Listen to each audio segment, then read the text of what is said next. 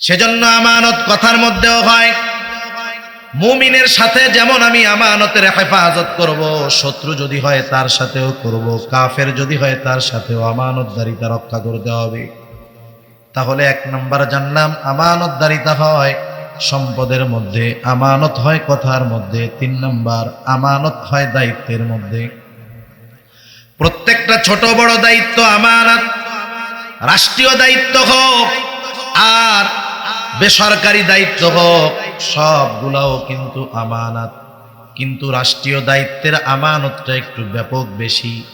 এজন্য রাসূল আকরাম সাল্লাল্লাহু আলাইহি ওয়াসাল্লাম বলেন, আমাদের মধ্যে যদি কাউকে কোনো রাষ্ট্রীয় জিম্মাদারি দেওয়া হয়, কেউ যদি ওই দায়িত্বের সুচ পরিমাণ খেয়ানত করে, সুচ পরিমাণ, আল্লাহর নবী বলেন কিয়ামতের দিন ওই লোকটা খেয়ানতের বোঝা নিয়ে আল্লাহর সামনে হাজির হবে। রাষ্ট্রীয় দায়িত্ব যত বড়, ছোট কর্মের খেয়ানত তত বড় হয়। একটা এক্সাম্পল দেই বোঝানোর জন্য। মনে করেন আপনাদের ওয়ার্ড, একজন ওয়ার্ড কাউন্সিলর আছে না, একজন গ্রামে হলো মেম্বার আর শহরে হলো কাউন্সিলর। এই কাউন্সিলরের অধীনে যেই এরিয়া, যখন গভর্নমেন্টের কোনো বরাদ্দ কাউন্সিলরের কাছে আসে, তাহলে এই কাউন্সিলরের কাছে যখন আসে, তার কাছে যেই বরাদ্দ আছে ওই বরাদ্দের হকদার তার ওয়ার্ডের মানুষ, ঠিক না? তার ওয়ার্ডের মানুষ। মনে করেন একটা রাস্তা হবে, এর একটা বরাদ্দ আসছে, এর একটা বরাদ্দ আসছে, যেই টাকা আসছে ওয়ার্ড কাউন্সিলর কথার কথা বোঝানোর জন্য ওইখান থেকে একটা টাকা অন্যায়ভাবে সরায় ফেলছে। কয় টাকা? 1 টাকা। বলেন তো এই রাস্তার মধ্যে, এই ওয়ার্ডের এই রাস্তার মধ্যে ওই ওয়ার্ডের যত মানুষ আছে প্রত্যেকের হক আছে, ঠিক না? প্রত্যেকের হক আছে। এখন সে 1টা টাকা সরানোর দ্বারা একজনের হক নষ্ট করে নাই, ওই ওয়ার্ডের সব মানুষের হক সে নষ্ট করেছে। চিন্তা করে দেখছেন? এইবার মনে করেন এই টাকাটা রাষ্ট্রীয় কোষাগারে আছে, কোথাও বন্টন হয় নাই, আছে কোথায়? রাষ্ট্রীয় কোষাগারে। রাষ্ট্রীয় কোষাগার থেকে কেউ যদি 1টা টাকা অন্যায়ভাবে সরায়, তাহলে সে গোটা রাষ্ট্রের সব মানুষের হক নষ্টকারী হয়। পরিমাণ এক, শুধু দায়িত্ব যত বড়, খেয়ানতটা হয় তত বড়। এজন্য আমাদের অতীতের মানুষ যারা ছিলেন এরা দায়িত্ব নিতে চাইতেন না, ভয় পাইতেন। ইমাম আজম আবু হানিফা রহমাতুল্লাহি আলাইহি, নাম শুনছেন না আপনারা? ইমাম আজম আবু হানিফা রহমাতুল্লাহি আলাইহি, খলিফা মনসুর ইমাম আবু হানিফা রহমাতুল্লাহি আলাইহিকে রাস্তার মধ্যে লোকজনের সামনে প্রস্তাব দিয়েছে, ইমাম আবু হানিফা আপনি প্রধান বিচারপতির দায়িত্ব গ্রহণ করেন। আব্বাসীয় খেলাফতের বিশাল প্রধান বিচারপতির দায়িত্ব আপনি গ্রহণ করেন। ইমাম আবু হানিফা রহমাতুল্লাহি আলাইহি বাদশাহ প্রস্তাব দিয়েছে, উনি সাথে সাথে এই ব্যাপারে অপারগতা প্রকাশ করেছেন যে না, আমি এই দায়িত্ব নিতে পারবো না। আর আমাদের দেশে দেখেন একজন প্রমোশন পাওয়ার জন্য কত তেল মারে, কত অর্থ ব্যয় করে, রাষ্ট্রীয় সরকারি চাকরির জন্য লক্ষ লক্ষ টাকা ব্যয় করে, অথচ ওনাকে প্রস্তাব দেওয়া হলো প্রধান বিচারপতি, উনি ফিরাইয়া দিলেন। মানুষের সামনে যখন ফিরাইয়া দিয়েছে, খলিফার ইগোতে লাগছে, খলিফার রাগে ইমাম আবু হানিফার গায়ে চাবুক দিয়ে একটা বাড়ি মেরে দিয়েছে। খলিফা মনসুরের চাচা বলতেছে, মনসুর তুমি কাজটা ভালো করো নাই, তুমি কাজটা ভালো করো নাই, আবু হানিফার কাছে তুমি ক্ষমা চাও, মাফ চাও। তিনি তো খলিফা, কেমনে গিয়া সবার সামনে তিনি মাফ চাবেন? তিনি চিন্তা করলেন যে মাফ চাইব। মাফ চাওয়ার উদ্দেশ্যে তিনি তার একজন কাছের মানুষকে ইমাম আবু হানিফার কাছে পাঠায়া দিলেন, সাথে 1 থলে স্বর্ণের মোহর দিয়ে পাঠায়া দিলেন। লোকটাকে বললেন, যাও ইমামের কাছে গিয়ে বলবা খলিফা তার আচরণে লজ্জিত হয়েছেন, আপনি কষ্ট পেয়েছেন, সে আপনার কাছে ক্ষমা চেয়েছে। সাথে সাথে খলিফা আপনার জন্য এই হাদিয়া পাঠিয়েছে, আপনি রাখবেন। মনসুর বলে দিয়েছে, শোনো, তিনি যদি আমার এই উপঢৌকন গ্রহণ করেন, আমি বুঝবো যে তিনি আমাকে ক্ষমা করেছেন, এটা আবার জানায় দিবা। লোকটা আসলো ইমাম আবু হানিফার কাছে, এসে বলে, ইমাম আবু হানিফা, খলিফা মনসুর আপনার সাথে যে আচরণ করেছেন তাতে তিনি লজ্জিত, ক্ষমা চেয়েছে, আপনি ক্ষমা করে দেন। ইমাম আবু হানিফা রহমাতুল্লাহি আলাইহি বললেন, ঠিক আছে আমি মাফ করে দিলাম। এইবার লোকটা বলতেছে, আপনার জন্য খলিফা এই হাদিয়া পাঠিয়েছে, 1 তোলে স্বর্ণের মুদ্রা, এটা রাখেন। আপনি যদি এইটা গ্রহণ করেন, খলিফা নিশ্চিত হবে আপনি তাকে ক্ষমা করছেন। ইমাম আবু হানিফা রহমাতুল্লাহি আলাইহি বলেন, না আমি এটা রাখতে পারবো না। ইমাম আবু হানিফা বলতেছে, তিনি যে আমার জন্য হাদিয়া পাঠাইলেন, এটা কি উনি নিজের সম্পদ থেকে দিয়েছেন নাকি রাষ্ট্রীয় কোষাগার থেকে দিয়েছে? বলেন তো কি হয়? তামাম দুনিয়ায় যত বেহুদা খরচ হয় সব মানুষের টাকায় হয়। সেজন্য দুনিয়ার প্রত্যেকটা রাষ্ট্রপতি প্রত্যেকটা পয়সা খরচ করার হিসাব এ দুনিয়ায় কেউ জবাব চায় না, জানের ভয়ে। আরে আজকে যে মাজলুম দুনিয়ায়, কিয়ামতের দিন সে ন্যায় বিচার পাবে, ঠিক কিনা বলেন? ওই দিন হিসাব হবে, পাই রাষ্ট্রীয় কোষাগার পাইছো আর যা মন চায় করছো, ওই দিন হিসাব দেওয়া লাগবে। রাষ্ট্রের একটা টাকার মধ্যে আমারও হক আছে, আপনাদের সবার হক আছে, এদেশের সবার হক আছে এক একটা টাকার মধ্যে। সেজন্য বুঝতে হবে। আমি আপনাদের খেদমতে পবিত্র কোরআনুল কারীমের একটা আয়াত, ছোট্ট একটা আয়াত তিলাওয়াত করেছি। রাসূল আকরাম সাল্লাল্লাহু আলাইহি ওয়াসাল্লামের অগণিত হাদিস থেকে একটা হাদিস পাঠ করেছি। অল্প সময়ের মধ্যে কিছু কথা আপনাদের খেদমতে পেশ করার তৌফিক আল্লাহ তাআলা দান করুন, যে কথাগুলো আমাদের সবার দুনিয়া এবং আখিরাতের জন্য কল্যাণ করা হয়। সকলে মহব্বতে বলি আমিন।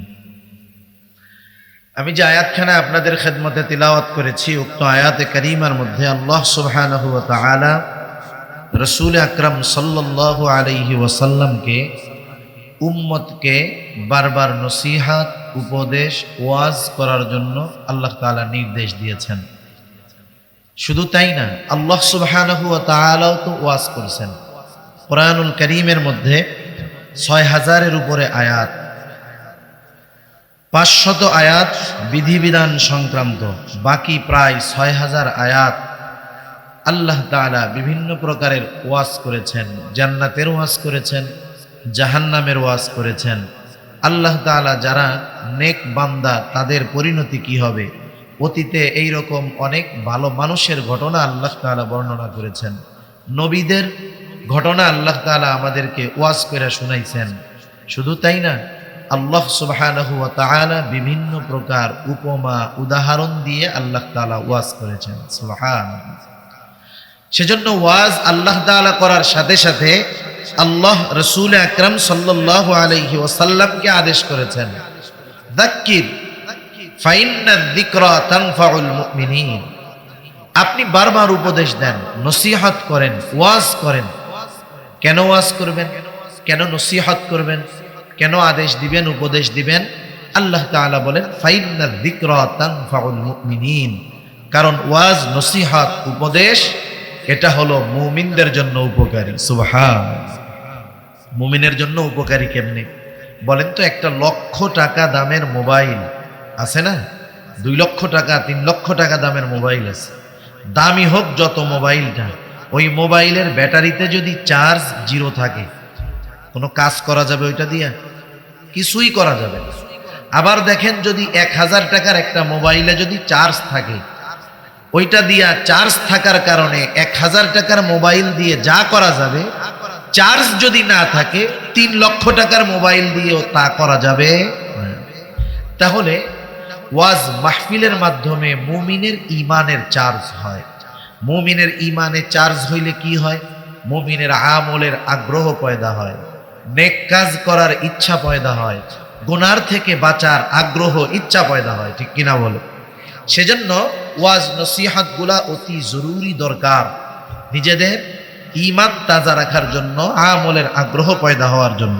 এই যে ফতেহাবাদ বটতলী মুসলিম যুব সমাজ ও তালুকদার বাড়ির যৌথ উদ্যোগে এই ওয়াজ মাহফিল, ওনারা মূলত বলনেওয়ালা হোক আর শ্রবণ করনেওয়ালা হোক, আয়োজক হোক, মূলত এই আয়োজনের মূল উদ্দেশ্য হলো ঈমানি কল্যাণ। কারণ ওয়াজ মাহফিলের দ্বারা মুমিনের উপকার হয়। এ কথা বলছেন কে? আল্লাহ তাআলা বলেছেন যে ফাইন্না যিকরা তানফাউল মুমিনিন। কারণ ওয়াজ, নসিহত, উপদেশ এটা মুমিনের জন্য উপকারী। এজন্য রাসূল আকরাম সাল্লাল্লাহু আলাইহি ওয়াসাল্লাম সুযোগ পাইলেই উম্মতদেরকে ওয়াজ করতেন, সাহাবাদের ওয়াজ করতেন। নামাজের পরে সুযোগ, নবীজি ওয়াজ করতেন। শুধু তাই না, একসাথে চলতেছে সবাই, নবীজি ওয়াজ করতেন। আমরা যে হাদিসের কথা শুনি, লক্ষ লক্ষ হাদিস, লক্ষ লক্ষ হাদিস, এগুলা সব নবীজির ওয়াজ। সুবহানাল্লাহ। নবীজি বলছেন, নবীজি করছেন, সাহাবায়ে কেরাম মনে রাখছেন, স্মরণ রাখছেন, কেউ কেউ লিখে রাখছেন। তাহলে দেখেন নবীজি কি পরিমাণ ওয়াজ করেছেন সাহাবাদের। অনেকে তো এখন চিন্তা করে যে ওয়াজ মাহফিল এত ঘন ঘন হইতেছে, ওয়াজ মাহফিল এত ঘন ঘন হইতেছে, অনেকে অ্যালার্জি আছে, চুলকানি আছে, সেজন্য ওয়াজ মাহফিল গোনা পাপাচার বাড়বে কিয়ামতের আগে, এটা হবে স্বাভাবিক। সাথে সাথে দ্বীনি কর্মকাণ্ডও বাড়াতে হবে। আমরা বুঝি যে ওয়াজ মাহফিলের দ্বারা যতটুকু উপকার হয় তার চাইতে গুনার গতি বেশি। এরপরেও থামিয়ে রাখা যাবে না, বাদ দেওয়া যাবে না, আমাদের প্রচেষ্টা আমাদের করে যেতে হবে। এই আয়োজন হলো, একজন মানুষও যদি, যারা আলোচনা করবেন, এই প্রত্যেক আলোচকের থেকে সব মিলিয়ে যদি একটা কথার উপরে আমল করে, তাহলে এই আয়োজন কিন্তু কামিয়াব। ঠিক কিনা বলেন?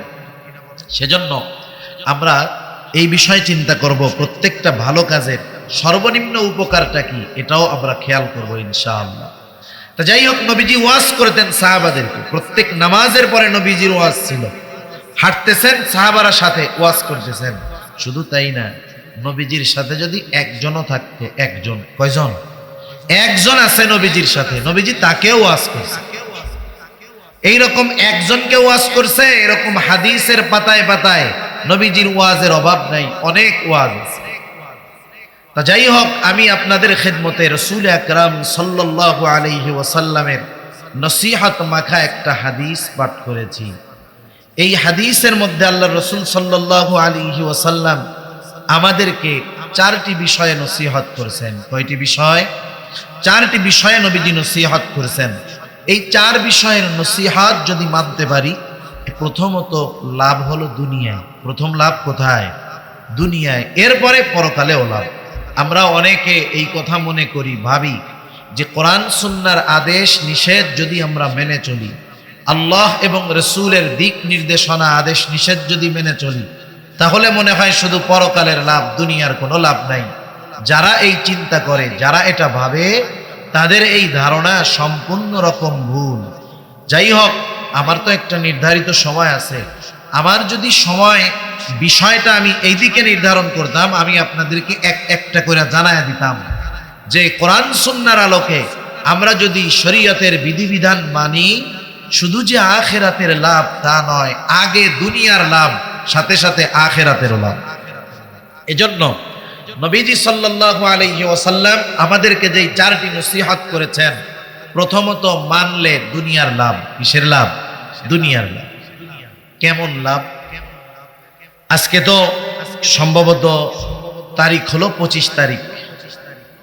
আপনারা হয়তো বেশ কিছুদিন আগে থেকেই বাংলাদেশ সহ সারা বিশ্বের শীর্ষস্থানীয় নেতৃত্বস্থানীয় মানুষগুলোর জবান থেকে বারবার শুনতেছেন 2023 সাল, এই সালটা দুর্ভিক্ষের বছর হতে পারে, মানুষের খাদ্য সংকট দেখা দিতে পারে, নিত্য প্রয়োজনীয় জিনিসগুলোর দাম বেড়ে যেতে পারে, মানুষ তার প্রয়োজন মেটাতে হিমশিম খেতে পারে।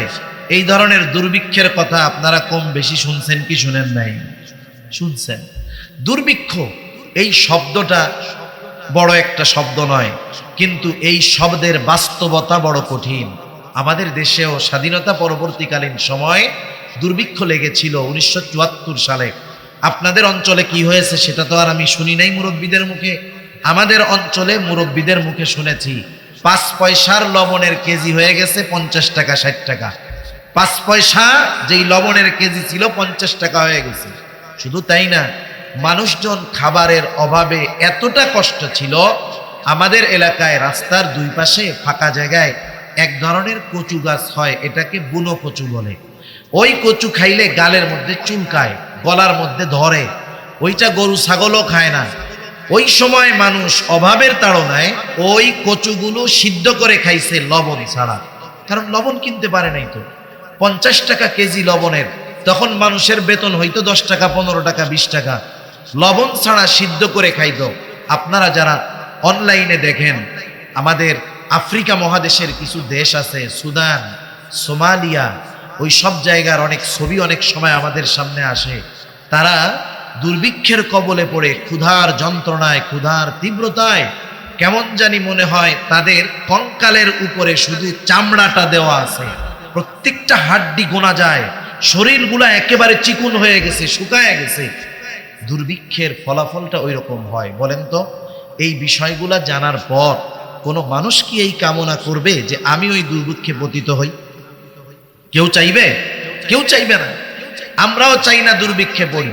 আশা করি নবীজি সাল্লাল্লাহু আলাইহি ওয়াসাল্লামের যে হাদিসখানা আপনাদের খিদমতে পাঠ করেছি, আমরা যদি ওই হাদিসের আলোকে নিজেদের জীবন সাজাতে পারি, ইনশাআল্লাহ যতই অভাব, কষ্ট, ক্লেশ দুনিয়াতে আসুক না কেন, আল্লাহ তাআলা দুনিয়ার প্রয়োজন মেটানোর ব্যবস্থা আমাদের করে দিবেন ইনশাআল্লাহ। আল্লাহ রাসূল সাল্লাল্লাহু আলাইহি ওয়াসাল্লাম কি নসিহত করেন? নবীজি বলেন, আরবাউন ইযা কুন্না ফীকা ফালা আলাইকা মা ফাতাকা মিনাদ দুনিয়া। নবীজি সাল্লাল্লাহু আলাইহি ওয়াসাল্লাম বলেন, আরবাউন, চারটি জিনিস, ইযা কুন্না ফীকা, যখন তোমাদের কারো মধ্যে থাকবে, ফালা আলাইকা, তার আর কোনো কিছু নাই, ওই চারটি জিনিস আছে। নবীজি সাল্লাল্লাহু আলাইহি ওয়াসাল্লাম বলেন, মা ফাতাকা মিনাদ দুনিয়া, ওই চার জিনিস তার মধ্যে থাকার কারণে নবীজি বলেন দুনিয়ার কোনো কিছু তার হাত ছাড়া হবে না। বুজুর্গানে দ্বীন এই হাদিসের ব্যাখ্যায় বলেন, দুনিয়ার কোনো কিছু হাত ছাড়া হবে না। এর দ্বারা উদ্দেশ্য হলো দুনিয়াতে বেঁচে থাকতে তার যা প্রয়োজন, যা দরকার। কারণ দুনিয়ার মধ্যে একটা হলো প্রয়োজন, আর একটা হলো শৌখিনতা, বিলাসিতা। মানুষের যখন ক্ষুধা লাগে, খাবার খাওয়াটা তার জন্য প্রয়োজন। সে যদি এক প্রকারের তরকারি দিয়ে খায়, তার প্রয়োজন মিটবে কি মিটবে না? ক্ষুধা দূর হয়ে যাবে। সে যদি শুধু এক প্রকারের তরকারি দিয়ে খায়, ক্ষুধা দূর হবে, তার প্রয়োজন মিটে যাবে। আবার সে যদি 5 প্রকারের তরকারি দিয়ে খায়, এতেও তার প্রয়োজনটা মিটবে। তাহলে বোঝা গেল প্রয়োজন মেটার জন্য এক প্রকারের তরকারি তার যথেষ্ট ছিল। 5 প্রকারের তরকারি, এটা তার মূলত শৌখিনতা বা বিলাসিতার কারণে।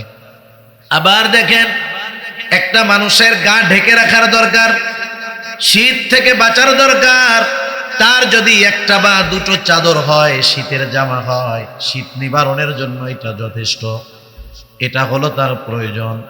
আবার কারো কারে 15-20টা জামাও আছে শীতের সময় গায়ে দেওয়ার জন্য, সেও এইগুলা দিয়ে প্রয়োজনই মিটায়। কিন্তু 2টা জামা, এটা হলো তার প্রয়োজন, 15টা জামা, এটা হলো বিলাসিতা। তাহলে দুনিয়ায় বেঁচে থাকার জন্য প্রয়োজনীয় বিষয়গুলো আগে দরকার, বিলাসিতা পরে। এই হাদিসের দ্বারা উদ্দেশ্য হলো একটা মানুষের দুনিয়ার যে প্রয়োজনীয়তা আছে, আল্লাহ সুবহানাহু ওয়া তাআলা সেই প্রয়োজন মেটানোর ব্যবস্থা করে দিবে। সুবহানাল্লাহ। এখন বলেন তো, আমরা যদি এই নিশ্চয়তা পেয়ে যাই, আজকে আমার সম্পদ আছে, আপনার সম্পদ আছে, 2 দিন পরে সম্পদ থাকবে কি থাকবে না, এর কোনো নিশ্চয়তা আছে? সকালের ধনী বিকাল হতে হতে ফকির হয়ে যায়, সকালের ফকির বিকাল হতে হতে ধনী হয়ে যায়। অনেক সময় এমনও মানুষ আমাদের দেশে বেঁচে আছে। খুলনা শহরের এক মানুষ পাকিস্তান পিরিয়ডে সে বরযাত্রীতে গেছে বিমান রিজার্ভ করে। এই লোক এখনো বেঁচে আছে। মানুষের দুয়ারে দুয়ারে হাত পেতে তার খাওয়া লাগে, প্রয়োজন মিটানোর ব্যবস্থাও এখন তার নাই। আল্লাহ চাইলে এরকম করতে পারেন কি পারেন না?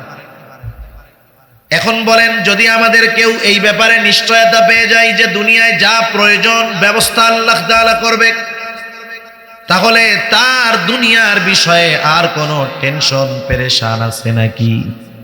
কারণ তার তো চিন্তা নাই কারণ আমার যখন যেইটা প্রয়োজন সেটা মেটানোর ব্যবস্থা আছে। নবীজি কেমন যেন জানায় দেন, এই হাদিসের উপরে আমরা যদি পরিপূর্ণ আমল করতে পারি তাহলে দুনিয়ার প্রয়োজন মেটানোর ব্যবস্থা যিনি নিবেন তিনি কে? চারটি গুণ মাত্র। রাসূলুল্লাহ সাল্লাল্লাহু আলাইহি ওয়াসাল্লাম বলেন, এক নাম্বার হিফযু আমানাতিন, আমানাতের হেফাজত করা। তথা রাসূল আকরাম সাল্লাল্লাহু আলাইহি ওয়াসাল্লাম আমাদেরকে আমানতদার মুমিন হতে বললেন। শুধু মুমিন নয়, আমানতদার মুমিন। আমানতদারিতা এটা হলো মুমিনের ভূষণ। আর আমানতের খেয়ানত করা নবীজি জানায় দেন এটা হলো প্রকৃত মুনাফিকের অন্যতম আলামত। তাহলে আমানতের হেফাজত এটা মুমিনের কাজ, আমানতের খেয়ানত মুনাফিকের কাজ। মুনাফিকের আলামতগুলো নবীজি আমাদের জানিয়ে দিয়েছেন। মুনাফিকের আলামতগুলা সাধারণত আমরা জানি, শুধু জানি তা না, আমাদের সমাজে অনেক নামধারী মোমেন আছে, তার মধ্যে ওই মুনাফিকের যে আলামতগুলো সবগুলোই বিদ্যমান আছে তার মধ্যে। মুমিন কিন্তু আলামত মুনাফিকের যেগুলা সবগুলা তার মধ্যে আছে। মুনাফিকের আলামত এটা ক্যান্সারের জীবাণুর মতো। ক্যান্সার এটা এমন একটা রোগ, অধিকাংশ ক্ষেত্রে এটা নির্ণয় হয় তখন, ধরা পড়ে তখন যখন সাধারণভাবে ওইটার থেকে ফিরে আসার উপায় থাকে না। সহজে এটা ধরা পড়ে না, কিন্তু যখন ধরা পড়ে তখন চিকিৎসা ব্যয়বহুল হয়ে যায়। অনেক ক্ষেত্রে জীবন নাশ হয়ে যায়, ফিরে আসার আর কোনো পথ থাকে না। মুনাফিকের আলামতগুলাই ক্যান্সারের জীবাণুর মতো। কারো মধ্যে যদি বাসা বিস্তার করে ফেলে, ক্যান্সারের জীবাণু যেমন জীবন ধ্বংসের কারণ হয়, মুনাফিকের আলামতগুলা মুমিনের ঈমান ধ্বংসের কারণ হয়। একটা লোক সে যদি ক্যান্সারে মারাও যায়, মুমিন ঠিক আছে, ভালো কাজ করে, ভালো আমল করে, মরলে তো সে জাহান্নামে যাবে না।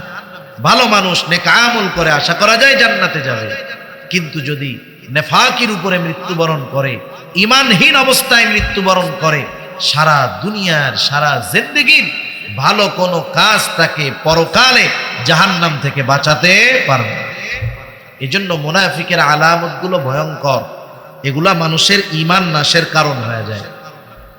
রাসূলুল্লাহ সাল্লাল্লাহু আলাইহি ওয়াসাল্লাম বলেন, মুনাফিকের অন্যতম প্রধান আলামত হলো ইদা হাদ্দাসা কাযাবা। মুনাফিক যখন কথা বলে মিথ্যা কথা বলে। ইদা ওয়াদা আখলাফা, ওয়াদা করলে ওয়াদা খেলাফ করে। ইদা তুমিনা খানা, আমানতের খেয়ানত করে। ওয়া ইদা তাখাসামা ফাজারা। মুনাফিকের আরেকটা আলামত হলো তার সাথে যখন কারো ঝগড়া বিবাদ হয়, তর্ক বিতর্ক হয়, সে অশ্লীল মন্দ বকাঝকা করে। এই চারটা হলো মুনাফিকের আলামত। এই চার আলামত সমাজে অনেক মুমিনের মধ্যে আছে। মিথ্যা কথাও কয় একজন ব্যক্তি, ওয়াদাও খেলাফ করে, আমানতের খেয়ানত করে, বকাঝকা করে। আলামত মুনাফিকের পাওয়া যায় সব মুমিনদের মধ্যে। আল্লাহ হেফাজত করুন। তাহলে এই যে মুনাফিকের আলামত গুলার মধ্যে অন্যতম একটি আলামত হলো আমানতের খেয়ানত করা।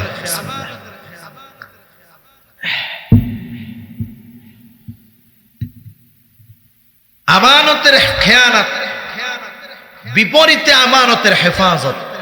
আমানতের হেফাজত করা এটা শুধু আমল সম্পৃক্ত বিষয় নয়। কিছু বিষয় আছে কর্মের সাথে সম্পৃক্ত, কিছু বিষয় আছে ঈমানের সাথে সম্পৃক্ত। শুধু আমলের সাথে সম্পৃক্ত বিষয়গুলো হলো, যদি কেউ সেই আমল না করে কিন্তু বিশ্বাস তার ঠিক আছে। যেমন একজন নামাজ পড়ে না, সে বিশ্বাস করে নামাজ ফরজ, নামাজ না পড়া কবিরা গুনাহ, আমার পাপ হচ্ছে, কিন্তু সে নামাজ পড়ে না, সে গুনাহগার। কিন্তু সে এই কারণে বেঈমান নয়, পাপের শাস্তি ভোগ করে সে জান্নাতে এক সময় যাবে। আর আমানতদারিতার সম্পর্ক শুধু কর্মের সাথে নয়, ঈমানের সাথে। তাহলে ঈমানের সাথে যেই বিষয়টা সম্পৃক্ত, সেই বিষয়গুলা জটিল বিষয়। এজন্য নবীজি সাল্লাল্লাহু আলাইহি ওয়াসাল্লাম বলেন, লা ঈমানা লিমান লা আমানাতা লাহ। নবীজি বলেন, যার মধ্যে আমানতদারিতা নাই তার ঈমান নাই। তার মানে আমানতদারিতা ঈমানের সাথে সম্পৃক্ত বিষয়। এই জন্য আমরা যেহেতু মুমিন, অবশ্যই অবশ্যই আমাদের মধ্যে আমানতদারিতা থাকতেই হবে। যে আসল মুমিন সে কখনো আমানতের খেয়ানত করতে পারে না। আমানতের খেয়ানত যে করে সে মুমিন হতে পারে না। এখন এই আমানতদারিতার গুণ অর্জন করা আমাদের জন্য জরুরি, কিন্তু আফসোসের বিষয় হলো আমাদের সমাজের অনেক দিনদার মানুষ আমানতদারিতার ব্যাপারে স্বচ্ছ ধারণা না থাকার কারণে তারা নিজের অজান্তেই আমানতের খেয়ানত করে, কিন্তু তারা নিজেরাও টের পায় না। আগুন পুড়ায়া দেয়, এটা যদি একটা মানুষ না জানে, না যাই না যদি আগুনের মধ্যে হাত দেয়, আগুন কি চিন্তা করবে যে না ও লোক তো জানে না যে আমার মধ্যে হাত দিলে পুড়ে যায়, তাইলে এর হাতটা আর পুড়াবো না, এটা হবে না, পুড়ে যাবে, পুড়ে যাবে। আমরা না জানি, এটা না জানা আমাদের গাফলাত, কিন্তু না জেনেও আমরা কিন্তু নেফাকি করে যাচ্ছি, আমানতের খেয়ানত করে যাচ্ছি, বুঝতেও পারি না। কারণ কি? কারণ হলো আমরা আমানতদারিতাকে নির্দিষ্ট একটা গণ্ডির মধ্যে সীমাবদ্ধ বানায় দিচ্ছি। আমরা মনে করি লেনদেনের ক্ষেত্রেই মনে হয় শুধু আমানতদারিতার সীমাবদ্ধতা।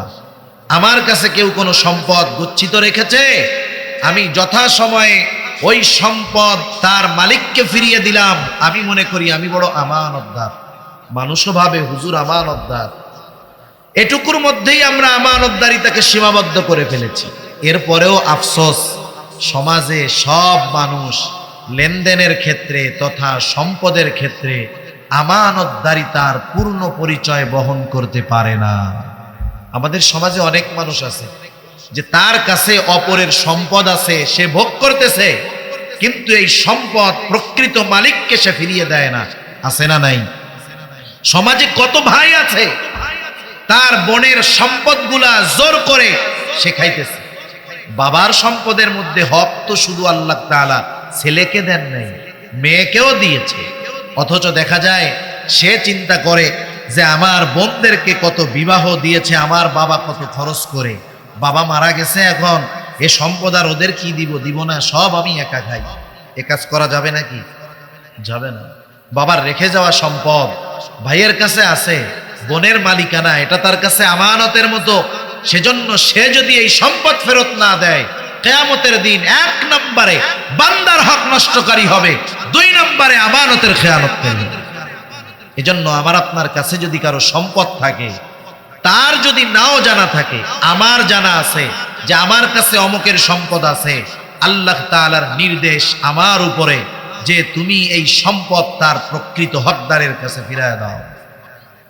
আল্লাহ তাআলা বলেন, ইন্নাল্লাহা ইয়া'মুরুকুম আন তুআদ্দুল আমানাতি ইলা আহলিহা।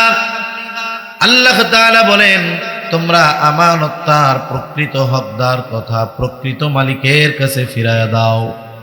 এই জন্য আমার আপনার কাছে যদি কারো সম্পদ থাকে, তার যদি মনেও না থাকে, দায়িত্ব আমাদের উপর যে আমরা এই সম্পদ প্রকৃত মালিকের কাছে পৌঁছায়া দিব। তাহলে সম্পদের মধ্যে আমানতদারিতা হয় 2 নম্বর। শুধু সম্পদের মধ্যে আমানতদারিতা হয় বিষয়টা এমন নয়, কথাও কিন্তু আমানত হয়।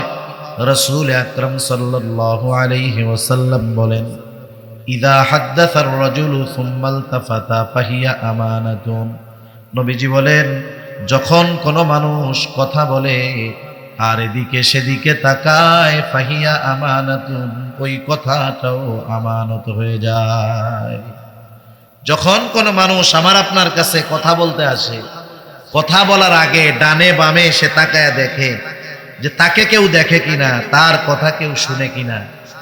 এই যে অঙ্গভঙ্গি সে করলো, কিছু বলার দরকার নাই, এই ডানে বামে তাকিয়ে যেই কথাটা আমার আপনার কাছে সে বলল, এই কথাটা আমার কাছে আপনার কাছে আমানত হয়ে যায়। সুবহানাল্লাহ। ওই কথাটা যদি এমন কোনো কথা না হয় যে কথায় রাষ্ট্রের ক্ষতি হবে, দ্বীনের ক্ষতি হবে, কোনো মানুষের ক্ষতি হবে। অনেক সময় অনেক মানুষ নিজের কিছু ব্যক্তিগত কথা আরেকজনের কাছে বলে, বলে না? বলে। এই কথার মধ্যে ওই লোকের সম্মান নিহিত থাকে। এই কথা অন্য কেউ যদি জানে তাহলে সে সমাজে লজ্জিত হবে। মানুষ এই ধরনের কথা অনেক সময় যাকে বিশ্বাস করে তাকে বলে। অনেক মানুষ আছে আমার আপনার কাছে আসবে, বন্ধু, কাছের মানুষ, বিশ্বাস করে, সে তার পরিবারের ব্যক্তিগত সিক্রেট বিষয়গুলা আমার আপনার কাছে শেয়ার করে। কেন করে? কারণ সে এই ব্যাপারে বিশ্বাস করে যে ভাইয়ের কাছে বললে ভাই আমার কথাগুলা কারো কাছে বলবে না। অথচ আমরা কি করি? এর বিপরীত অভ্যাস হইল আমাদের অভ্যাস হলো, আমাদের কাছে যদি কেউ বলে হুজুর এই কথা আপনাকে বললাম, আপনি আর কাউরে বললেন না, এই লোকটা আমার চোখের আড়াল হওয়ার আগে আমি আমার পাশের লোকটাকে ডাক দিয়ে বলি, ভাই এদিকে আসো, ওই যে যাই লোকটা দেখছো চিনো? হ্যাঁ চিনি। আমার কাছে কি বলছে জানো? বলে না। বলে আমাকে খুব বিশ্বাস করে, গোপন একটা কথা বলছে, কারো কাছে বলতে মানা করছে, আমি শুধু তোমারে কইলাম, তুমি কাউরে বইল না। কি বলে? আমি শুধু তোমারে বললাম, তুমি কাউরে। আপনাদের ভাষায় কি বল? ভাই তোরে কই, তুই কাউরে ন কইস। ঠিক না? এই যে কাজ কি করলো জানেন? হাওয়া সাইডা দিছে। এখন আমি কথাটা হজম করতে পারি নাই, আমি তো ওর পেটের মধ্যে এখন রোগ দিয়া দিলাম। স্বাভাবিক দৃষ্টিকোণ থেকে ওর আমার প্রতি কি বিশ্বাস হবে যে দেখো ওনারে বলছিল কাউরে না বলতে, উনি যেহেতু আমারে বলল, অসুবিধা কি? উনি একজনের কাছে কইছে, আমি আর একজনের কাছে কইছি। ও এবার আর একজনকে বলবে, দেখ আমি তোকে বললাম তুই কাউরে বলিস না। এইভাবে করতে করতে সকালের কথা দুপুর হইতে হইতে 100 জনের কানে পৌঁছায়া যায়। যে যারে বলে শুধু কি বলে, আই তোরে কই, তুই কাউরে ন কইস। কাম শেষ। এখন বলেন 100 জনের কাছে এই কথা পৌঁছাইলো মানে খেয়ানত কি একটা নাকি 100টা হয়ে গেল? এই 100 খেয়ানত হওয়ার প্রথম কারণ আমি যদি একজনের কাছে না বলতাম 100 জন পর্যন্ত পৌঁছাইতো না। হাদিসের মধ্যে আসছে দুনিয়াতে কারো দ্বারা যদি কোনো ভালো কাজের সূচনা হয়, ওই কাজ যতজন করে, যতদিন চলে, ওই ভালো কাজের একটা অংশ অটোমেটিক ওর আমলনামায় চলে যেতে হবে। আবার কোনো মন্দ কাজ, গুনাহের কাজ যার দ্বারা সূচনা হয়, ওই কাজ যতজন করে, যতদিন চলে, প্রত্যেকের গুনার একটা অংশ তার আমলনামায় যোগ হয়। এই 100 জনের কাছে কথা পৌঁছাইছে, 100 খেয়ানতের সমপরিমাণ গুনাহ অটোমেটিক আমার আপনার আমলনামায় যোগ হয়ে যায়। সেজন্য কথাটা একটি গুরুত্বপূর্ণ আমানত। আমরা এই ব্যাপারগুলো ঠিক রাখবো। কারো সাথে আমার বন্ধুত্ব আছে, এখন ও আমার কাছে গোপন কথা বলছে, একটা সময় হয়তো তার সাথে কোনো কারণে সম্পর্ক আমার নষ্ট হয়ে গেছে, সেটা হতে পারে দ্বীনের কারণে।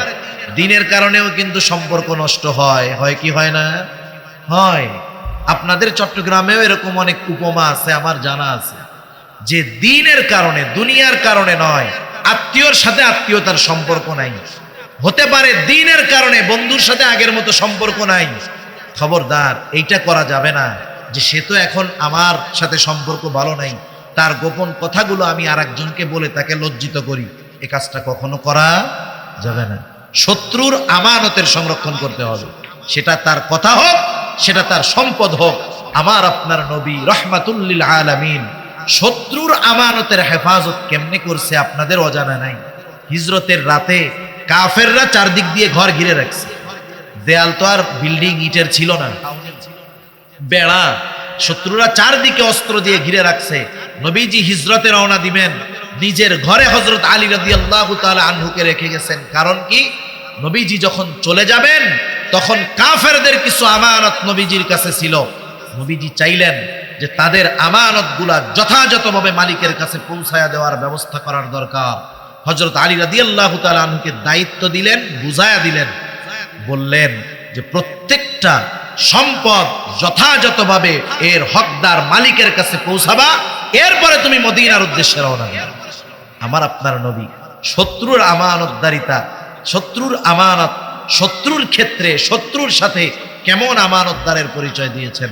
আর আমরা বন্ধুর সাথেই আমানতদারিতা রক্ষা করতে পারি না, বলেন না? আছে না নাই? বন্ধুর সাথেই পারি না। একসাথে দুই বন্ধু ব্যবসা করতেছে, আহা কত বিশ্বাস দুজনের মধ্যে। একটু সম্পদের লোভে এক বন্ধু আর এক বন্ধুর একবারে জান সব শেষ করে দেয়, সম্পদ সব। সেজন্য আমানত কথার মধ্যেও হয়। মুমিনের সাথে যেমন আমি আমানতের হেফাজত করব, শত্রু যদি হয় তার সাথেও করব, কাফের যদি হয় তার সাথেও আমানতদারিতা রক্ষা করতে হবে। তাহলে এক নাম্বার জানলাম আমানতদারিতা হয় সম্পদের মধ্যে, আমানত হয় কথার মধ্যে। 3 নাম্বার আমানত হয় দায়িত্বের মধ্যে। প্রত্যেকটা ছোট বড় দায়িত্ব আমানত, রাষ্ট্রীয় দায়িত্ব হোক আর বেসরকারি দায়িত্ব হোক, সবগুলাও কিন্তু আমানত। কিন্তু রাষ্ট্রীয় দায়িত্বের আমানতটা একটু ব্যাপক বেশি। এজন্য রাসূল আকরাম সাল্লাল্লাহু আলাইহি ওয়াসাল্লাম বলেন, আমাদের মধ্যে যদি কাউকে কোনো রাষ্ট্রীয় জিম্মাদারি দেওয়া হয়, কেউ যদি ওই দায়িত্বের সুচ পরিমাণ খেয়ানত করে, সুচ পরিমাণ, আল্লাহর নবী বলেন কিয়ামতের দিন ওই লোকটা খেয়ানতের বোঝা নিয়ে আল্লাহর সামনে হাজির হবে। রাষ্ট্রীয় দায়িত্ব যত বড়, ছোট কর্মের খেয়ানত তত বড় হয়। একটা এক্সাম্পল দেই বোঝানোর জন্য। মনে করেন আপনাদের ওয়ার্ড, একজন ওয়ার্ড কাউন্সিলর আছে না, একজন গ্রামে হলো মেম্বার আর শহরে হলো কাউন্সিলর। এই কাউন্সিলরের অধীনে যেই এরিয়া, যখন গভর্নমেন্টের কোনো বরাদ্দ কাউন্সিলরের কাছে আসে, তাহলে এই কাউন্সিলরের কাছে যখন আসে, তার কাছে যেই বরাদ্দ আছে ওই বরাদ্দের হকদার তার ওয়ার্ডের মানুষ, ঠিক না? তার ওয়ার্ডের মানুষ। মনে করেন একটা রাস্তা হবে, এর একটা বরাদ্দ আসছে, এর একটা বরাদ্দ আসছে, যেই টাকা আসছে ওয়ার্ড কাউন্সিলর কথার কথা বোঝানোর জন্য ওইখান থেকে একটা টাকা অন্যায়ভাবে সরায় ফেলছে। কয় টাকা? 1 টাকা। বলেন তো এই রাস্তার মধ্যে, এই ওয়ার্ডের এই রাস্তার মধ্যে ওই ওয়ার্ডের যত মানুষ আছে প্রত্যেকের হক আছে, ঠিক না? প্রত্যেকের হক আছে। এখন সে 1টা টাকা সরানোর দ্বারা একজনের হক নষ্ট করে নাই, ওই ওয়ার্ডের সব মানুষের হক সে নষ্ট করেছে। চিন্তা করে দেখছেন? এইবার মনে করেন এই টাকাটা রাষ্ট্রীয় কোষাগারে আছে, কোথাও বন্টন হয় নাই, আছে কোথায়? রাষ্ট্রীয় কোষাগারে। রাষ্ট্রীয় কোষাগার থেকে কেউ যদি 1টা টাকা অন্যায়ভাবে সরায়, তাহলে সে গোটা রাষ্ট্রের সব মানুষের হক নষ্টকারী হয়। পরিমাণ এক, শুধু দায়িত্ব যত বড়, খেয়ানতটা হয় তত বড়। এজন্য আমাদের অতীতের মানুষ যারা ছিলেন এরা দায়িত্ব নিতে চাইতেন না, ভয় পাইতেন। ইমাম আজম আবু হানিফা রহমাতুল্লাহি আলাইহি, নাম শুনছেন না আপনারা? ইমাম আজম আবু হানিফা রহমাতুল্লাহি আলাইহি, খলিফা মনসুর। ইমাম আবু হানিফা রহমাতুল্লাহি আলাইহিকে রাস্তার মধ্যে লোকজনের সামনে প্রস্তাব দিয়েছে, ইমাম আবু হানিফা আপনি প্রধান বিচারপতির দায়িত্ব গ্রহণ করেন। আব্বাসীয় খেলাফতের বিশাল প্রধান বিচারপতির দায়িত্ব আপনি গ্রহণ করেন। ইমাম আবু হানিফা রহমাতুল্লাহি আলাইহি বাদশাহ প্রস্তাব দিয়েছে, উনি সাথে সাথে এই ব্যাপারে অপারগতা প্রকাশ করেছেন যে না, আমি এই দায়িত্ব নিতে পারবো না।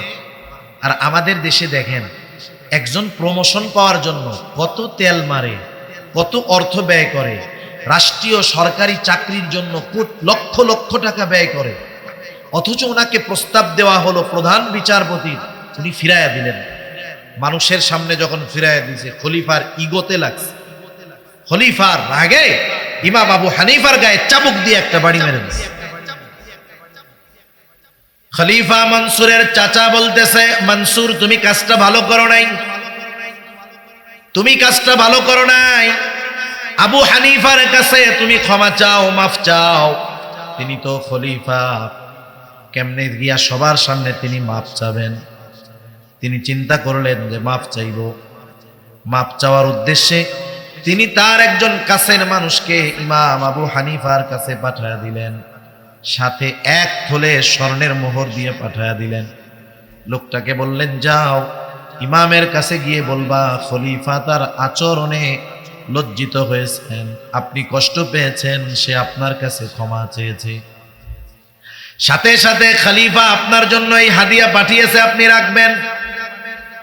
মনসুর বলে দিয়েছে, শোনো, তিনি যদি আমার এই উপঢৌকন গ্রহণ করেন, আমি বুঝবো যে তিনি আমাকে ক্ষমা করেছেন, এটা আবার জানায় দিবা। লোকটা আসলো ইমাম আবু হানিফার কাছে, এসে বলে, ইমাম আবু হানিফা, খলিফা মনসুর আপনার সাথে যে আচরণ করেছেন তাতে তিনি লজ্জিত, ক্ষমা চেয়েছে, আপনি ক্ষমা করে দেন। ইমাম আবু হানিফা রহমাতুল্লাহি আলাইহি বললেন, ঠিক আছে আমি মাফ করে দিলাম। এইবার লোকটা বলতেছে, আপনার জন্য খলিফা এই হাদিয়া পাঠিয়েছে, 1 তোলে স্বর্ণের মুদ্রা, এটা রাখেন। আপনি যদি এইটা গ্রহণ করেন, খলিফা নিশ্চিত হবে আপনি তাকে ক্ষমা করছেন। ইমাম আবু হানিফা রহমাতুল্লাহি আলাইহি বলেন, না আমি এটা রাখতে পারবো না। ইমাম আবু হানিফা বলতেছে, তিনি যে আমার জন্য হাদিয়া পাঠাইলেন, এটা কি উনি নিজের সম্পদ থেকে দিয়েছেন নাকি রাষ্ট্রীয় কোষাগার থেকে দিয়েছে? বলেন তো কি হয়? তামাম দুনিয়ায় যত বেহুদা খরচ হয় সব মানুষের টাকায় হয়। সেজন্য দুনিয়ার প্রত্যেকটা রাষ্ট্রপতি প্রত্যেকটা পয়সা খরচ করার হিসাব এ দুনিয়ায় কেউ জবাব চায় না, জানের ভয়ে। আরে আজকে যে মাজলুম দুনিয়ায়, কিয়ামতের দিন সে ন্যায় বিচার পাবে, ঠিক কিনা বলেন? ওই দিন হিসাব হবে, পাই রাষ্ট্রীয় কোষাগার পাইছো আর যা মন চায় করছো, ওই দিন হিসাব দেওয়া লাগবে। রাষ্ট্রের একটা টাকার মধ্যে আমারও হক আছে, আপনাদের সবার হক আছে, এদেশের সবার হক আছে একটা টাকার মধ্যে। সেজন্য বুঝতে হবে। বলতেছে এটা তো রাষ্ট্রীয় কোষাগার থেকে দিয়েছে। ইমাম আবু হানিফা বলতেছে, খলিফা তার দায়িত্ব হলো রাষ্ট্রের সম্পদের রক্ষণাবেক্ষণ করা, যথাযথ জায়গায় ব্যয় করা, যেন তেন ভাবে ব্যয় করার অধিকার তাদের নাই। এই জন্য প্রত্যেকটা দেশের রাষ্ট্রপ্রধানের একটা বেতন আছে, একটা সম্মানী আছে। আবু বকর রাদিয়াল্লাহু তাআলা আনহু থেকে নিয়ে সবার ছিল। এই জন্য যারা রাষ্ট্রপ্রধান, রাষ্ট্র পরিচালনার দায়িত্ব পালন করার কারণে তাকে যেই ওজিফা দেওয়া হয়, সম্মানী দেওয়া হয়, ওই সম্মানী থেকে একটা টাকা বেশি খরচ করার অনুমতি তার না। যারা করে কিয়ামতে ধরা পড়বে, দুনিয়ায় হয়তো কেউ জিজ্ঞেস করবে না, কিয়ামতে হিসাব দিতে হবে। তা বলতেছে এটা রাষ্ট্রীয় কোষাগারের। উনি বলতেছে খলিফা তো এটা পারে না, রাষ্ট্রের সম্পদ, মানুষের সম্পদ, উনি এটা কাউকে হাদিয়া দেওয়ার অধিকার রাখে না, এটা গ্রহণ করা যাবে না। এইবার উনি বলতেছে আপনি রাখেন, আপনি নিজের কাজে ব্যয় করবেন না, আপনি এটা সদকা করে দিয়েন। ইমাম আবু হানিফা বলেন, এটা আমি রাখার পর নিজে ব্যবহার করি আর সদকা করে দেই, সেটা বিষয় নয়। মূল কথা হবে খলিফা জানবে ইমাম আবু হানিফা আমার হাদিয়া গ্রহণ করছে, হায় রে হায়, ফেরত নিয়ে তার কাছে বুঝায়া দিবা। যখন এই সম্পদ ফিরিয়ে দেওয়া হলো, রাষ্ট্রপ্রধান খলিফা মনসুর আরো রাগান্বিত হয়ে গেল। এইবার ইমাম আবু হানিফাকে জেলখানার মধ্যে আটকায় রাখা হলো। ঐতিহাসিকেরা লিখেন, ইমামে আজমকে চাবুক দিয়ে আঘাত করা হতো আর বলা হতো, ইমাম আপনি যদি প্রধান বিচারপতির দায়িত্ব গ্রহণ করেন ছেড়ে দেওয়া হবে। ইমামে আজম চাবুকের আঘাত সহ্য করেছে, কষ্ট সহ্য করেছেন, তবুও তিনি প্রধান বিচারপতির দায়িত্ব গ্রহণ করেন নাই। ঐতিহাসিকদের থেকে 2টি বর্ণনা পাওয়া যায়। একটি হলো যখন তিনি জেলখানায় অত্যাচার জুলুমে চরম অসুস্থ হয়ে গেলেন, খাবারের সাথে বিষ মিশিয়ে তাকে হত্যা করা হলো। আর একটা বর্ণনা আসছে উনি যখন প্রচন্ড অসুস্থ, ওনাকে বাড়িতে পাঠায়া দেওয়া হলো, গৃহবন্দী করে ফেলা হলো।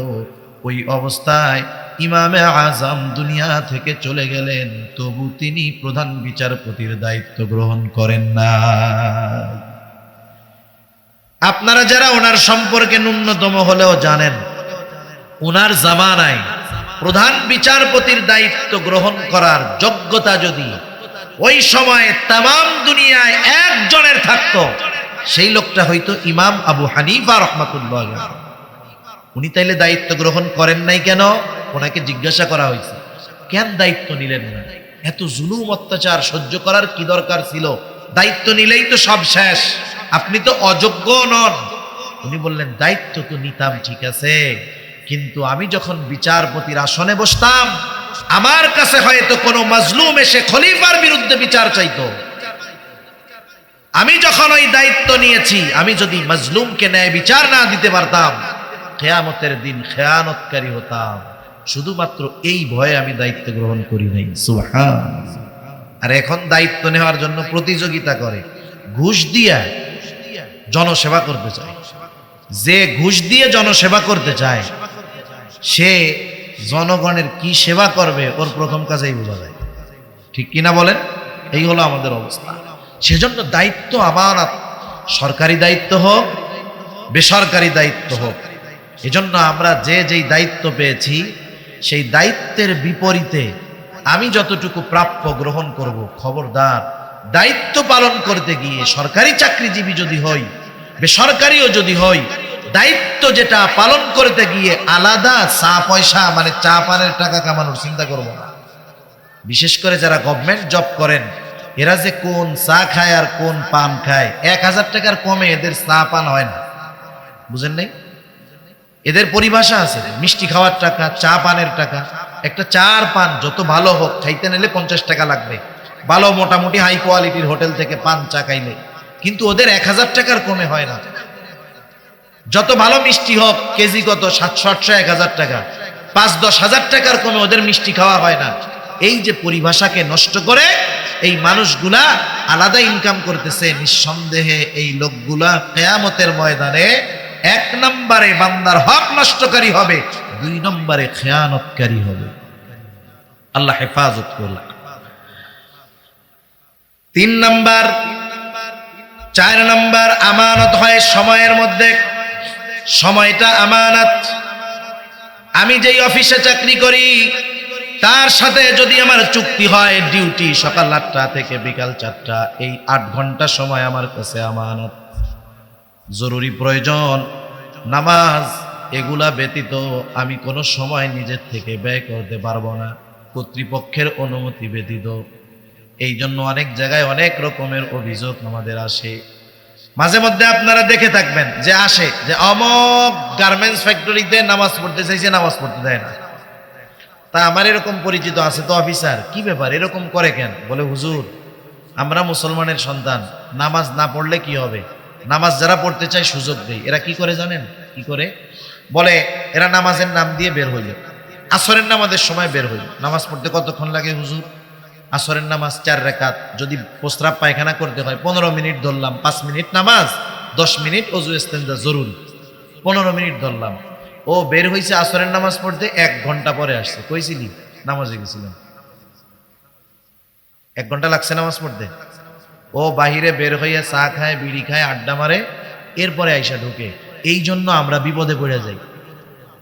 যখন একটু কঠোরতা দেয় তখন তো স্বাভাবিক দিতে হয় উপরের থেকে, কারণ আমাদের মালিক যারা, যাদের তত্ত্বাবধানে চাকরি করি এরা হলো অমুসলিম, বাধ্য হয়ে যায়। তাহলে দেখেন এই ধরনের কর্মকাণ্ড ঘটার কারণে, অনেক খেয়ানতকারীর কারণে অনেক প্রকৃত নামাজি নামাজ পড়তে তাদের ব্যাঘাত ঘটে। মাঝে মধ্যে রাস্তায় আমরা চলাচল করি না, সবসময় তার গাড়ি নিয়ে না, বাসেও চলাচল করি। খেয়াল করে দেখছি নামাজের বিরতি দেওয়া হলো ঢাকা চিটাগাং রোডে। আলহামদুলিল্লাহ অধিকাংশ পরিবহন যারা আছে গাড়ি চালায়, এরা কিছু বাস আছে এরা নিজেরা নামাজের জন্য ডাকে, ঘুমায়া থাকলে ওরা ডাইকা দেয় হুজুর ফজরের নামাজের সময়, অনেক সময় জার্নিতে ঘুম। আর কিছু পরিবহন আছে দাঁড়াইতে চায় না। আসলে কারণটা কি খেয়াল করে দেখি, নামাজের জন্য যখন নামি আমরা, কিছু বেনামাজিও নামি।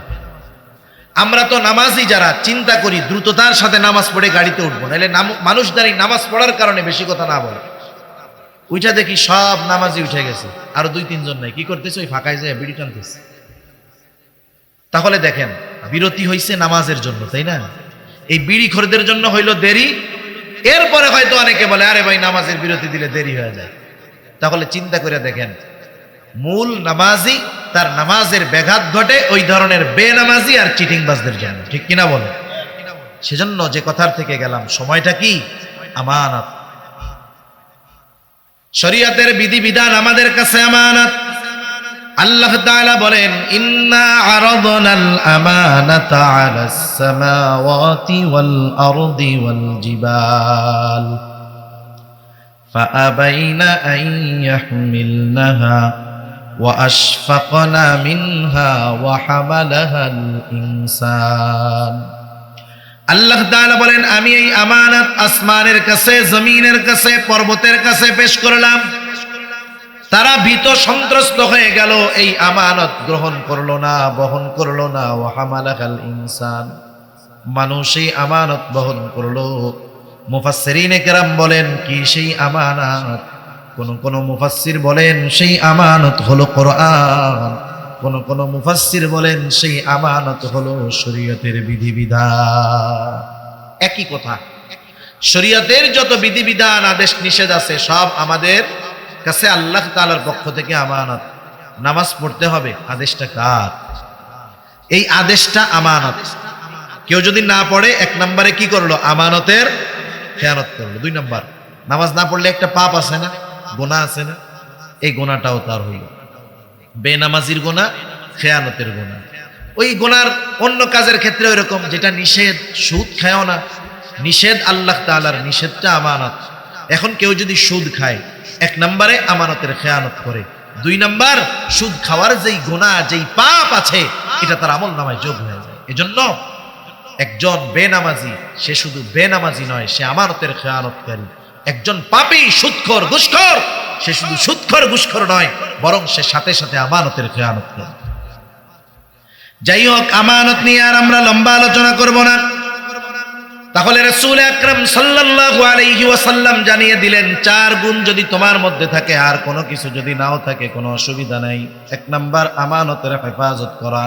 5টি বিষয় আমরা আমানত সম্পর্কে জানলাম। আমানত হয় সম্পদের মধ্যে, আমানত হয় কথার মধ্যে, আমানত হয় দায়িত্বের মধ্যে, আমানত হয় সময়ের মধ্যে, আমানত হয় শরীয়তের বিধিবিধান মান্য করার মধ্যে। 2 নাম্বার, নবীজি বলেন সিদকু হাদিসিন, সত্য কথা বলা। সত্য কথা বলা এটা চরম একটা ভালো গুণ। কারণ যারা সত্যবাদী তাদের ব্যাপারে নবীজি সাল্লাল্লাহু আলাইহি ওয়াসাল্লাম বলেন, ইন্নাস সিদকা ইয়াহদি ইলাল বির ওয়া ইন্নাল বিররা ইয়াহদি ইলাল জান্নাহ। নবীজি বলেন, নিশ্চয়ই সত্য মানুষকে পুণ্যের পথ দেখায়, পুণ্য পাপ, পুণ্য কল্যাণ মানুষকে জান্নাতের পথ দেখায়। নবীজি এরপর বলেন, যখন একটা লোক সত্য বলতে থাকে, ওই লোকটা একটা সময় আল্লাহ তাআলার নিকটে সিদ্দিক বলে গণ্য হয়ে যায়। এরপরে নবীজি বলেন, ওয়া ইন্নাল কিযবা ইয়াহদি ইলাল ফুজুর। মিথ্যা মানুষকে মন্দের পথ দেখায়, পাপের পথ দেখায়, আর পাপ মানুষকে জাহান্নামের পথ দেখায়। নবীজি বলেন, একটা মানুষ যখন মিথ্যা বলতেই থাকে আল্লাহ তাআলার নিকটে একটা সময় ওই লোকটা কাযযাব বলে গণ্য হয়ে যায়। শুধু তাই না, মিথ্যাবাদী যখন মিথ্যা বলতে থাকে একটা সময় যদি ওই লোকটা বিপদে পড়ে সত্য কথাও বলে, মানুষ তার ওই সত্য কথাকেও মিথ্যা মনে করে, বিশ্বাস করে না। আমরা ছোটবেলায় ইংরেজি বইতে একটা গল্প করছি, 4-5 হবে মনে হয়, এক দুষ্টু রাখালের গল্প। রাখাল কি করছে? জঙ্গলের পাশে গরু বান্ধা মানুষকে ধোঁকা দেওয়ার জন্য বলতেছে, বাঘ বাঘ বাঘ। লোকজন লাঠি সোটা নিয়ে এসে হাজির। কোথায় বাঘ? বলে, আমি তোমাদের সাথে একটু ফান করলাম, মজা করলাম। যেই লোকগুলা কাজকর্ম সাইডা আসছে তাদের সাথে এই মজা, তারা খুশি হয়েছে নাকি? তারা রাগ হয়ে চলে গেছে। এবার কি হইল? আবার কিছুদিন পর একই কাজ সে করছে রাখাল।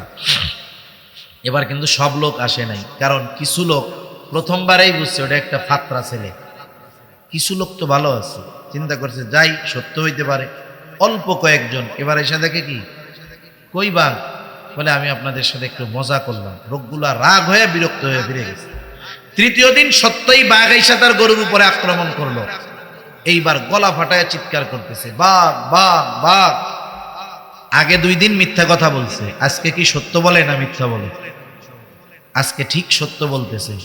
মানুষ তার সত্য কথা শুনতেছে, কিন্তু এই সত্য বিশ্বাস করতেছে না। কেন?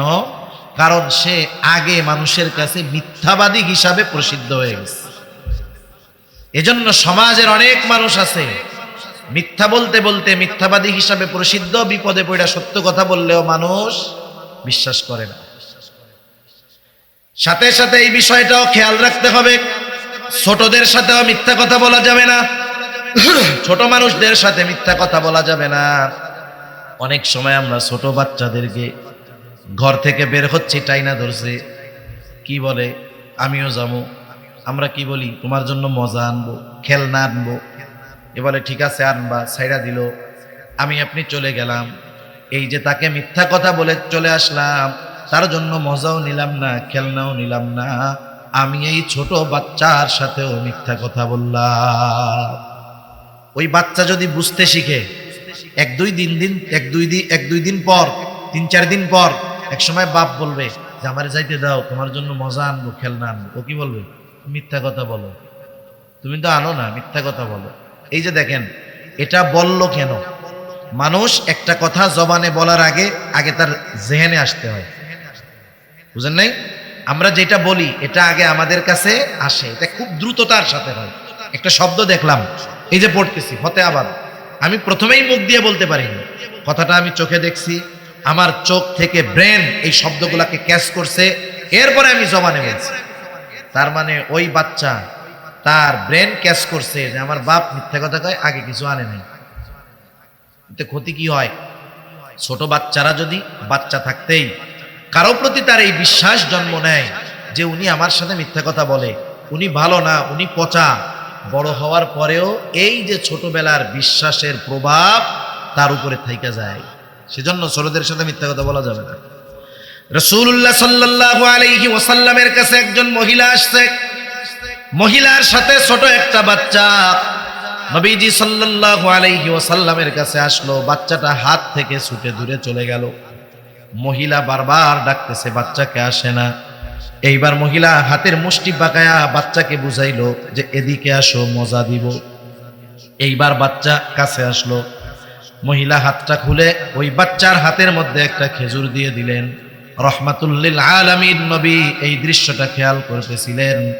নবীজি এবার ওই মহিলাকে বলল, মহিলা, তুমি যদি বাচ্চার হাতে কিছু না দিতা, অবশ্যই তুমি মিথ্যাবাদী বলে গণ্য হয়ে যেতা। এজন্য ছোটদের সাথেও মিথ্যা প্রলোভন, মিথ্যা আশ্বাস আমরা দিব না, মিথ্যা কথা বলবো না। অনেক সময় ওদেরকে বোঝানোর জন্য, থামানোর জন্য আমরা মিথ্যার আশ্রয় নেই, এটাও মিথ্যা। কোনো সময় মিথ্যার আশ্রয় নেওয়া যাবে না। 3 নাম্বার নবীজি বলেন হুসনু খলিকাতিন, উত্তম চরিত্রের অধিকারী হওয়া, উত্তম আখলাকের অধিকারী হওয়া। আখলাক, উত্তম আখলাক, এটা বড় এক দামি জিনিস। আমি আপনি যদি প্রত্যেকটা ক্ষেত্রে উত্তম আখলাকওয়ালা হতে চাই, আমাদের রাসূল আকরাম সাল্লাল্লাহু আলাইহি ওয়াসাল্লামের অনুসরণের কোনো বিকল্প আমাদের নাই। নবীর অনুসরণের মাধ্যমেই একমাত্র পরিপূর্ণ উত্তম আখলাকওয়ালা হওয়া যায়। আমাদের মধ্যে প্রত্যেকটা জিনিসে, প্রত্যেকটা ক্ষেত্রে আমাদের আখলাক সর্বোত্তম নয়, কিন্তু নবীজির আখলাক প্রত্যেকটা ক্ষেত্রে পরিপূর্ণ সর্বোত্তম। যেমন দেখেন, আমাদের সমাজে অনেকে আছে বাবা হিসাবে ভালো, বাবা হিসাবে কি ভালো, ওই বাবাই যখন শ্বশুর হয়, শ্বশুর হিসাবে ভালো হইতে পারে না। মা হিসাবে ভালো, ওই মা যখন শাশুড়ি হয়, তার ঘরে যখন ছেলের বউ আসে, সে মা হিসাবে ভালো, কিন্তু ছেলের বউয়ের কাছে সে শাশুড়ি হিসাবে ভালো হইতে পারে না। এজন্য একটা মানুষের একটা পরিচয় নয়, অনেক পরিচয় থাকে। একটা মানুষই তো বাবা হয়, ভাই হয়, চাচা হয়, বন্ধু হয়, সঙ্গী হয়, রাষ্ট্র পরিচালক হয়, কত পরিচয় থাকে না একজনের। নবীজির যতগুলা পরিচয় ছিল, প্রত্যেকটা পরিচয়ে নবীজি ছিলেন সর্বোত্তম এবং পরিপূর্ণ আদর্শের এক অন্যতম উপমা, উদাহরণ। এজন্য আমি যদি উত্তম বাবা হতে চাই, আমাকে জানতে হবে নবীজি বাবা হিসাবে সন্তানদের সাথে তার বিহেভ কেমন ছিল। আমি উত্তম স্বামী হতে চাই, নবীজি তো স্বামীও ছিলেন নাকি, স্ত্রীদের সাথে কেমন আচরণ করতেন নবী, আমাকে আপনাকে জানতে হবে। নবীজি কিন্তু শ্বশুরও ছিলেন, শ্বশুর ছিলেন না, এখন তিনি শ্বশুর হিসাবে কেমন আচরণ করছেন এটা আমাদের জানতে হবে। নবীজি ঠিক দাদা হইতে পারেন নাই, নানা তো ছিলেন নাকি, নাতিনদের সাথে কেমন আচরণ নবীজি করছেন এটা আমরা জানতে পারবো। শুধু যে তিনি এইটা ছিলেন তা না, উনি তো রাষ্ট্র পরিচালকও ছিলেন, এই হিসাবে তিনি কেমন ছিলেন। শুধু তাই না, তিনি তো অনেকের সঙ্গী ছিলেন, সাহাবাদের সাথে চলতেন, সঙ্গী হিসাবে নবীজি কেমন ছিলেন। আমরা যদি প্রত্যেকটা জায়গায় উত্তম আদর্শওয়ালা হতে চাই, আমাদের নবীজির বিষয়গুলো জানতে হবে, নিজের আমলে পরিণত করতে হবে। যদি করতে পারি লাভ কি? ওযু করে শীতের দিনে নামাজ পড়া বড় কষ্টের ব্যাপার। কিয়ামতের দিন আবু হুরায়রা রাদিয়াল্লাহু তাআলা আনহু থেকে বর্ণিত হাদিস, এক ব্যক্তি প্রশ্ন করতেছে, মিজানের মধ্যে সবচাইতে ওজন হবে কোন আমল? নবীজি সাল্লাল্লাহু আলাইহি ওয়াসাল্লাম নামাজের কথা বলেন নাই, রোজার কথা বলেন নাই, হজের কথা বলেন নাই, যাকাতের কথা বলেন নাই। নবীজি সাল্লাল্লাহু আলাইহি ওয়াসাল্লাম জানায় দিলেন মিজানের মধ্যে সবচাইতে ওজন হবে যেই আমল, সেটার নাম হলো উত্তম চরিত্র, উত্তম আখলাক। মানুষের সাথে ব্যবহারে, আচার আচরণ, লেনদেনে আমরা যদি সর্বোত্তম আখলাকের অধিকারী হতে পারি, তাহলে কি হবে? এই আমলটা মিজানে সবচাইতে কি হবে? ওজন হবে। দেখা যাবে দুনিয়ার অন্যান্য আমলে ঘাটতি আছে, এইটা আমার বেশি ওজন দিয়া মিজানের পাল্লা ভারী কইরা আমার নাজাতের কারণ হবে। ঠিক কিনা বলেন? এজন্য আমি যদি দ্বীনের পথে চলার কারণে কেউ যদি আমাদের বকা দেয়, কাফের বলে, ওহাবি বলে, আমরা কষ্ট পাবো? কষ্ট পাবো না। এই যে আমরা যে পরিচয় দিলাম সবরের, উত্তম আখলাকের, এর দ্বারা লাভ আমাদের, বললো যারা ক্ষতি তাদের। ঠিক কিনা বলেন? এজন্য কেউ যদি বকা দেয় দ্বীনের উপরে চলার কারণে, আমি রাগ হব না। আর একজনকে যখন বলবো আমি রাগ হয়ে বলবো না, আমার শত্রুর সাথেও আমাকে সর্বোত্তম আচরণের উপমা প্রদর্শন করতে হবে। এটাই নবীজির শিক্ষা। 4 নম্বর নবীজি বলেন ওয়াইফাতুন ফি তুমাতিন, হালাল খাবার খাওয়া। 5 মিনিটের মধ্যে শেষ হয়ে যাবে ইনশাআল্লাহ। হালাল খাবার খাওয়া। হালাল খাবার শুধু হইলে হবে না, এর সাথে আর একটা বিষয় যোগ হবে, হালাল উপার্জন। হালাল উপার্জন, হালাল খাবার দুটোই লাগবে। অনেকে খাবার হালালের ব্যাপারে সচেষ্ট সতর্ক, কিন্তু উপার্জনটা হালাল না হারাম এ ব্যাপারে তার কোনো চিন্তাই নেই। বাজারে আইসা কসাইকে জিজ্ঞাসা করে, এই এত বড় গরু জবাই দিয়েছ, জবাই দেওয়ার আগে বিসমিল্লাহ বলছিলা? কসাইও তো চালাক, বলে হ্যাঁ বলছি। নামাজ কালাম না পড়লে কি হবে? সবার পাপ আমি ঘাড়ে নিব আরাম খাওয়াইয়া, বিসমিল্লাহ না বইলা? আমি বিসমিল্লাহ বলছি। এখন ইনি নিশ্চিত হলো যে এই গরুর গোস্তটা কি আছে? হালাল আছে। পকেট ভরা ঘুষের টাকা। ঘুষের টাকা হালাল না হারাম? ওই চা খাওয়ার জন্য যেগুলো আনছে হারাম। এখন ওই টাকা দিয়ে বলে দাও আমাকে 10 কেজি ভালো দেখে গোস্ত দাও। দেখেন গোস্তটা হালাল কিনা এ ব্যাপারে টেনশন, পকেটের টাকাটা হালাল কিনা এ ব্যাপারে তার কোনো চিন্তা নাই। এরকম মানুষ আমাদের সমাজে অনেক আছে। সেজন্য আমাদের উপার্জনটা হালাল করতে হবে। হালাল উপার্জন করতে গিয়ে একটা মানুষ যত ছোট হালাল পেশার সাথে জড়িত থাকুক না কেন, কিন্তু হালাল উপার্জন করে, আমরা এই পেশাটাকে ছোট করে দেখব না। একজন পান বিক্রি করে, আরে জুতা সেলাই করে, মুচি, কাজটা কিন্তু হারাম না, ওই কাজটা করে। ওই ঘুষখোর বাংলাদেশের সবচাইতে বড় পদধারী সরকারি চাকরিজীবীর চাইতে, ওই ঘুষখোরের চাইতে এই হালাল উপার্জনকারী মুচির দাম আল্লাহর কাছে বেশি। ঠিক কিনা বলে? আবার একজন যদি 5 ওয়াক্ত নামাজ ঠিক রেখে হালাল উপার্জনের নিয়তে হালাল কর্ম করে, তার ওই হালাল উপার্জনের নিয়তে হালাল কর্মটাও তার আমলনামায় ইবাদত বলে যোগ হয়। সুবহানাল্লাহ। সেজন্য নবীজি বলেন কাসবুল হালালি ফারিদাতুম বাদাল ফারিদা, ফরজ ইবাদতের পরে অন্যতম ফরজ ইবাদত হলো হালাল উপার্জন করা। কেউ যদি হালাল উপার্জন করে, হারাম উপার্জন করে আর হারাম খায়, বড় বড় 4টা ক্ষতি। কয়টা ক্ষতি? একটু খেয়াল করে দেখেন। 1 নাম্বার ক্ষতি, যে হারামের সাথে জড়িত, হারাম উপার্জন করে, হারাম খায়, তার দোয়া আল্লাহ কবুল করেন না। হারাম উপার্জনকারীর দোয়া কবুল হয় না। 2 নাম্বার, হারাম যে খায়, হারাম উপার্জন করে, তার ইবাদত কবুল হয় না। কারণ আল্লাহ তাআলা বলেন ইয়া আইয়ুহার রাসূলু কুলু মিনাত তাইয়্যিবাতি ওয়া'মালু সালিহা। আল্লাহ তাআলা বলেন হে রাসূলগণ, আপনারা পবিত্র খান, হালাল খান, এরপরে আমলে সালেহ করেন। বুজুর্গানে দিন বলেন এর দ্বারা এটাই উদ্দেশ্য বোঝা যায়, কারো খাবার যদি পবিত্র তথা হালাল না হয়, তার আমলটা আমলে সালেহ হয় না, অর্থাৎ তার আমলটা আল্লাহর দরবারে কবুল হয় না। নামাজ পড়লো কবুল হয় নাই, লাভ আছে? ওইটা আমলে সালেহ হয় নাই। হজ করলো কবুল হয় নাই, এটা হজ করছে ঠিক, আমল, নামের আগে হাজি আল হাজ লাগাইতে পারবে ঠিক, কিন্তু আল্লাহর দরবারে তার ওই হজ কবুল হয় না। 3 নাম্বার ক্ষতি, নবীজি বলেন লা ইয়াদখুলুল জান্নাতা জাসাদুন গুযিয়া বিল হারাম, হারাম ভক্ষণকারীর শরীর জান্নাতে প্রবেশ করবে না। তাহলে প্রথম 3টা ক্ষতি, 1 নাম্বার দোয়া কবুল হবে না, ইবাদত কবুল হবে না, জান্নাতে যেতে পারবে না। 4 নম্বর ক্ষতি, সে যদি হারামকে হালাল মনে করে ঈমান তার থাকবে না। হারামকে যদি কি মনে করে? হালাল মনে করে। একজন হারাম খায়, তবে সেটারে হারাম মনে করে খায়, কবিরা গুনাহ, বড় জঘন্য পাপ। একজন হারাম খায় না, কিন্তু ওই হারামকে কি মনে করে? বৈধ মনে করে, তার ঈমান থাকবে না। একজন হারাম খাইয়াও বাইসা যায় হারামরে হারাম মনে করার কারণে। আর একজন হারাম খায় না, কিন্তু হারাম মনে না করে সে ঈমান হারা হয়ে যায়। আমাদের সমাজে অনেক নামাজি আছে, বুঝে না, সরকারি চাকরি করতো, 20,000 টাকা বেতন পাইতো, সংসার চালাইতে কষ্ট, অবসরে চলে আসছে। এখন দিনভর মসজিদে নামাজ কালাম সব পড়ে, নফল ইবাদত করে, আগের মতো তার চিন্তা নাই। একজন জিজ্ঞাসা করে, চাচা এখন চলে কেমনে? আগের চেয়ে ভালো চলে। আগে চাকরি করতেন, ভালো চলতো না, এখন চাকরি নাই, ভালো চলে, এটা কেমনে? বাবা বুঝবা না, আমি চাকরি শেষ কইরা 50 লাখ টাকা পাইছি একসাথে। আগে তো চাকরি কইরা মাসে পাইতাম 20,000, চাকরি শেষ কইরা 50 লাখ পাইছি, সোনালী ব্যাংকে ফিক্সড ডিপোজিট করছি, মাসে মাসে 50,000।